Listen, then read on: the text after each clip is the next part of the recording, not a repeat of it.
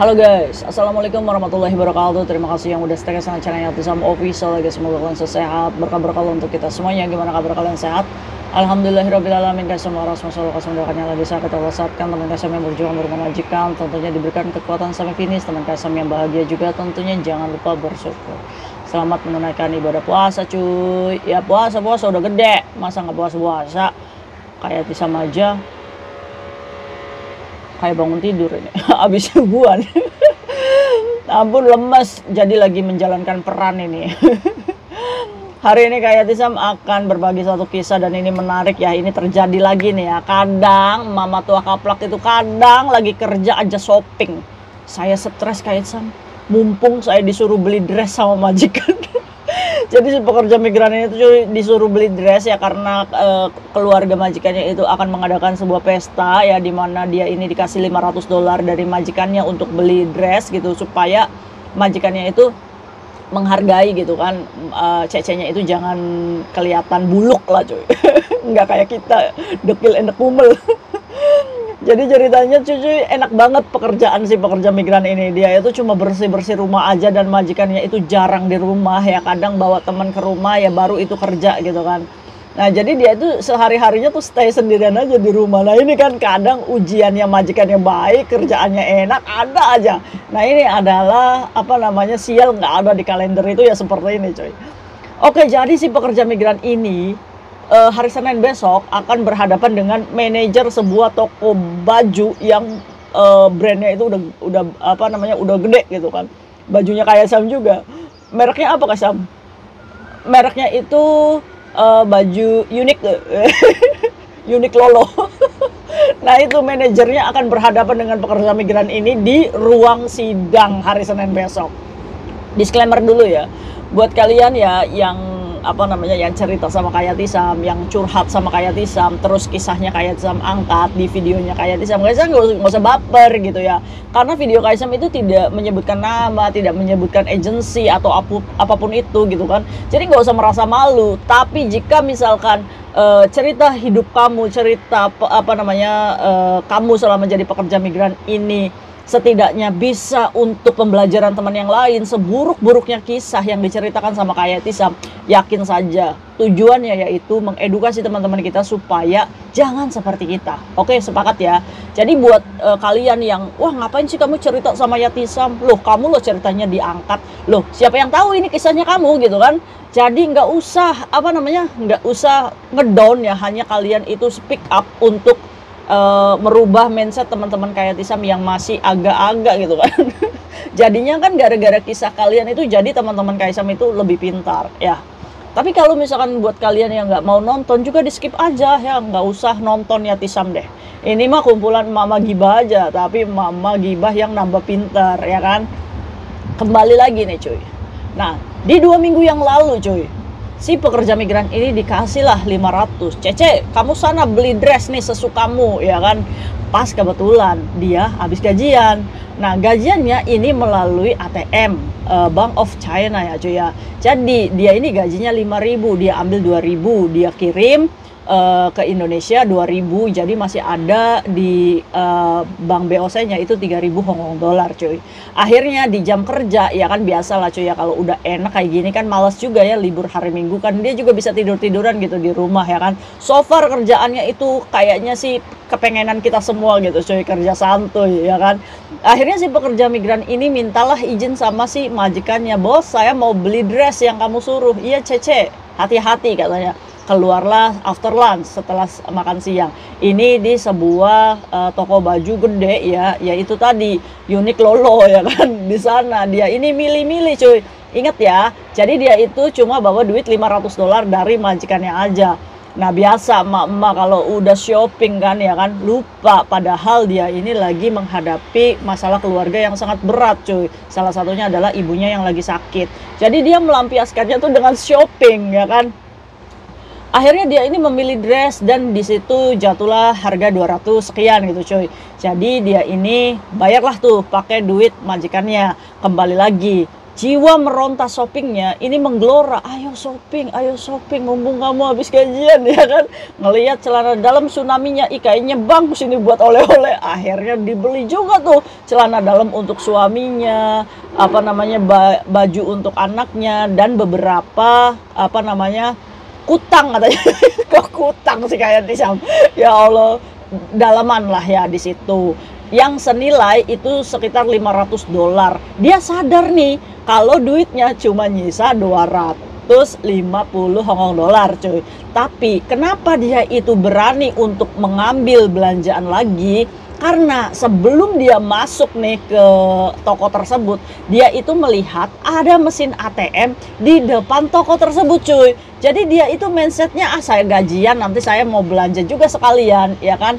Nah akhirnya sudah belanja, dimasukkan keranjang, entah setan apa nih yang merasuki si pekerja migran ini, atau karena dia itu mengejar untuk pesta besok ya kan, jadi harus di-prepare, banyak yang di-prepare di rumah gitu kan. Akhirnya keranjang ini, baju cuy, dibawa keluar, bunyilah itu alarm, tutut kan. Akhirnya dua petugas ini langsung menghentikan si pekerja migran ini. Terus, Cece, stop, katanya kayak gitu. Kamu mau kemana? Katanya itu mau ke ATM, katanya saya mau ngambil uang. Dengan lugunya teman kita itu seperti itu. Karena ATM-nya tuh bener 3 langkah dari tokonya aja cuy. Lah ya maksud kayak Tisam nih ya, Mak, kenapa sih barangnya itu nggak ditinggal dulu? Atau ATM itu kan bisa untuk bayar di pusat perbelanjaan. Kayak Tisam, kalau saya sadar saya nggak mungkin ketangkap. Iya juga sih ya. Lagi-lagi kayak orang saya lagi banyak beban pikiran ngilangin shopping, jadi saya tuh nggak mikir sejauh sana. Ya inilah kurangnya teman-teman kita ini, selalu menggampangkan, padahal ini Hong Kong cuy, ya kan. Akhirnya cuy, berapa alasan ya pekerja migran ini meyakinkan toko tersebut, jangan jokam, jangan ini apa namanya, jangan poking, tolong saya itu lo mau ngambil ATM itu, ini saya mau bayar katanya kan. Akhirnya di situ di stop lah, tidak digubris alasan si pekerja migran ini. Akhirnya datanglah polisi cuy di situ.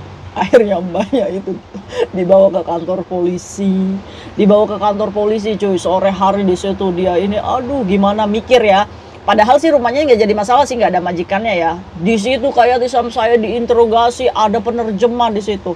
Udah, kamu ngaku aja. Buktinya udah jelas kalau kamu ambil ini baju. Saya nggak ngambil bu, saya mau ngambil duit, mau bayar ini, ya kan? Jadi semua itu tuh nggak percaya gitu kan. Terus Kaisam ngomong, yakin nggak kamu kalau ATM-nya dibuktikan ada duitnya? Yakin lah Kaisam, orang saya ada duit, orang saya nggak ngambil, ya kan?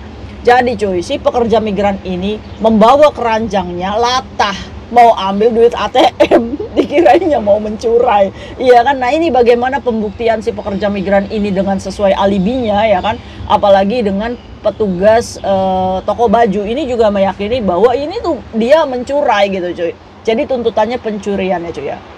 Akhirnya si penerjemah ini ngomong, udah kalau kamu pengen cepat, kamu akui aja, udah akui aja, ya kan, ini bisa meringankan hukuman kamu katanya.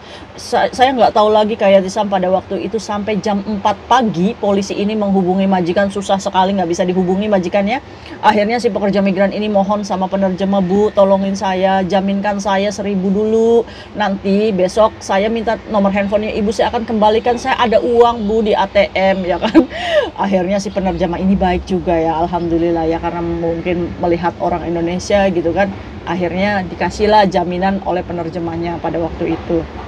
Karena si pekerja migran ini benar-benar besok akan ada pesta di rumah majikannya. Dia udah mohon-mohon sama polisinya untuk dikeluarkan. Akhirnya dikeluarkan jam 4 pagi cuy, ya kan. Akhirnya wajib lapor ya cuy ya, dan terakhir itu di penerjemah dia ini mengakui ya cuy ya kalau dia mencurai. Akhirnya kalau menurut Indonesia sih sudah P21 gitu cuy, sudah dilimpahkan ke pengadilan ini berkasnya si pekerja migran. Akhirnya kemarin dia ditelepon sama pengacaranya, suruh datang ya kan. Dia belum jujur nih cuy sama majikannya kalau dia berkasus kayak gini, lagi-lagi karena dia bisa keluar kapanpun dari rumah itu. Akhirnya saat ketemu sama pengacara membaca berkasnya. Loh, kamu mengakui kalau kamu mengambil? Enggak gitu, Pak. Saya disuruh sama polisinya supaya ringan, ya kan. Akhirnya pekerja migran ini menceritakan lagi bagaimana kasusnya yang tadi kayak saya menceritakan. Terus pengacaranya mungkin kasihan ya, meyakini bahwa si pekerja migran ini mungkin hilaf, ya kan, itu. Akhirnya ya udah kamu BAP lagi 20 halaman lagi di situ Kaisam saya ngomong. Ya tapi tetap aja saya mempertahankan argumen saya kalau saya nggak mencuri. Saya itu mau ngambil duit, mau bayar ini yang di keranjang. Salahnya keranjangnya ikut dibawa gitu. Alarmnya bunyi. Nah menurut kalian gimana nih? Menurut kalian nih mbaknya benar-benar ada motif untuk mengambil atau memang benar-benar teledor sih cuy, ya kan?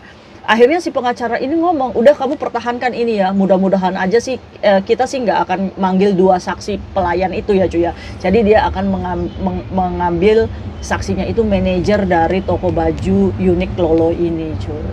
Aduh, nah ini sidangnya bertempurnya akan di hari Senin cuy. Terus dia minta saran dari Kaisang apa yang harus saya lakukan kayak Tisam. Kamu kalau misalkan ada 2 kemungkinan. Kalau hakim ini meyakini bahwa kamu ini ada motif ke sana gitu kan, otomatis di hari itu kamu akan langsung dijokam. Otomatis yang harus kamu lakukan adalah sebelum kamu pergi, kamu harus jujur sama majikan. Majikan, saya punya kasus ini, kalau saya akan di sel prodeo di sana ya saya nggak akan pulang gitu kan, langsung ya kan. Itu berapa kayak Tisam sel prodeonya? Ini kan dugaan pencurian ya. Pencurian itu maksimalnya 10 tahun loh ya. Tapi makan majikan aja yang nggak izin aja itu 3 bulan. Ya syukur-syukur saya cuma hanya dikasih denda ya yang waktu di HM itu kan. Mbaknya 6 bulan tahanan luar, cuma disuruh bayar denda aja, dimaafkan sama hakim dan dibayar dendanya sebesar 500 Hong Kong dolar. Ya mudah-mudahan aja sih kasusnya pekerja migran ini juga hakim memaafkan ya dengan semua sudut pandang dan bandingnya pengacara ini. Pengacaranya baik loh cuy. Nanti kalau misalkan memang hakim menjatuhkan vonis ke kamu gitu kan, nanti kita banding katanya kayak gitu untuk aduh nyamuk, untuk menyelamatkan si pekerja migran ini supaya jangan di sel prodeo ya kan. Inilah yang namanya shopping membawa malapetaki. Ya kan, ada baik. Makanya nih edukasinya apa di jam kerja ya, jangan shopping kamu, karena kan kita itu buru-buru ya cuy ya. Terus kita nggak konsen apa, yuk baju dikempit ditaruh di keranjang, tiba-tiba kita mendapatkan tuduhan. Nah ini yang namanya sial tidak ada di kalender ya cuy ya. Jadi kita doakan aja mbaknya nanti hari Senin besok dia akan bertemu dengan manajer Uniqlo. Manajer ini menyatakan bahwa mbaknya ini ada motif mencurai, tapi mbaknya lupa namanya juga mama ya kan. Aduh astagfirullahaladzim, jadi kisahnya bisa menjadikan pembelajaran untuk hati-hati kalian ya. Kalau misalkan uangnya kurang, ditaruh dulu di situ ya kan. Terus kan kartu ATM itu ada fungsinya. Kalau ada NFC itu ya, itu bisa langsung untuk pembayaran langsung di mesin gitu kan. Tapi kalau nggak ada berarti manual, berarti ya kamu dimasukin tuh kartunya itu manual ya. Itu bisa untuk bayar ya, kartu ATM Hongkong kalian itu bisa untuk bayar ya. Nah kalau misalkan untuk belanja online, kalau misalkan Mastercard sama Visa itu pun bisa. Jadi sangat canggih sekali ya cuy ya kalian itu untuk shopping di luar sana tuh. Justru kalian itu keren tau nggak punya kartu Hongkong itu. Jadi kalian itu bisa kayak orang-orang lokal gitu, belanja tinggal tut gitu kan, asal ada duitnya aja ya kan.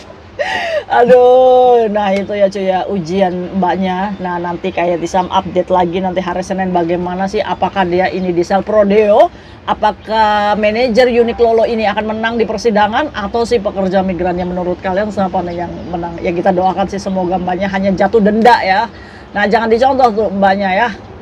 Nah akhirnya si uangnya penerjemah, apakah kamu sudah dikembalikan? Ya udahlah Kaisang, orang saya ada duit, orang baru gajian. Nah ini adalah ujian yang harus diterima mbaknya dengan tegar. Semangat ya mbak ya. Terima kasih untuk kisahnya, semoga ini menjadikan cambuk untuk teman-teman Kaisang di luar sana supaya lebih berhati-hati dalam berbelanja dan shopping, dan jangan korupsi di jam kerja kamu untuk shopping. Oke, see you next video, bye. Assalamualaikum warahmatullahi wabarakatuh. Bye.